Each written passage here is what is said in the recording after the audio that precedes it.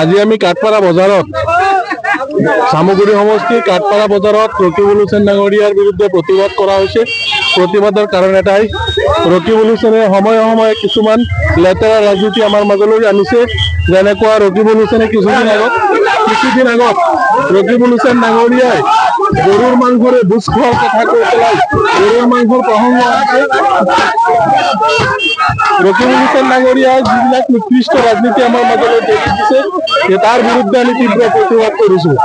বিগত দিনবোৰত ৰকিবুল হুছেইন ডাঙৰীয়াই ইয়াৰ পৰা বিপুল ভোটত জয়ী হৈ গৈছিলে, তেতিয়া কোনো ধৰণৰ মাংসৰ ভোটৰ কথা কোৱা নাছিলে।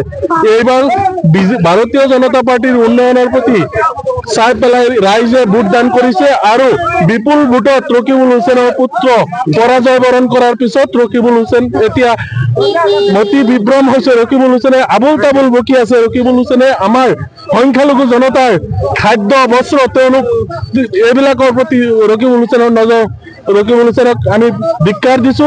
আজি আমি ৰকিবুল হুছেইনৰ প্ৰতিমূৰ্তি দাহ কৰি আমি ৰাইজে ৰকিবুল হুছেইনক চামগুৰিত প্ৰৱেশ নিষিদ্ধ কৰাৰ কাৰণে দাবী জনাইছো। আৰু আগন্তুক দিনত ৰকিবুল হুছেইনে যাতে এনেকুৱা নিকৃষ্ট ৰাজনীতি নকৰে তাৰ কাৰণে ৰকিবুল হুছেইনক আমি ৰাজহুৱাভাৱে সকলো ৰাইজে সকীয়াই দিছো। ৰকিবুল হুছেইন তেখেতে আমাৰ সংখ্যালঘু মানুহক আঠটাকৈ ডিটেনশ্যন কেম্প বনাইছে, য'ত নেকি সংখ্যালঘু মানুহসকলক ৰখাৰ কাৰণে চিন্তা চৰ্চা কৰিছে। চৰৰ ভূমিহীন মানুহবিলাকক ভূমি পাট্টা দিব পৰা নাই।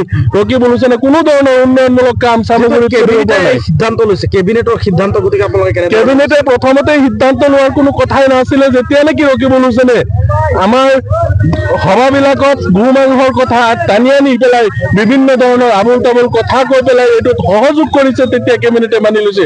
আমি এটাই বুজি পাওঁ, ৰকিবুল হুছেইনে গো মাংসক লৈ পেলাই ৰাজনীতি কৰি পেলাই আমাৰ মাজত গো হত্যা বন্ধ কৰাৰ কাৰণে এটা ষড়যন্ত্ৰ ৰচনা কৰিছে। গতিকে ৰকিবুল হুছেইন ডাঙৰীয়াক আমি সকীয়াই দিছো, ভৱিষ্যতে যাতে তেনেধৰণৰ নিকৃষ্ট ৰাজনীতি নকৰে। আৰু চামগুৰিত ৰকিবুল হুছেইনৰ কোনো কাম নাই। ৰকিবুল হুছেইন চামগুৰিৰ পৰা সম্পূৰ্ণৰূপে উৎখাত হৈ গৈছে। গতিকে ৰকিবুল হুছেইনক লৈ পেলাই আমি কেতিয়াও সংখ্যালঘু জনতাৰ নেতা বুলি আমি সংখ্যালঘু ৰাইজে মানি নলওঁ।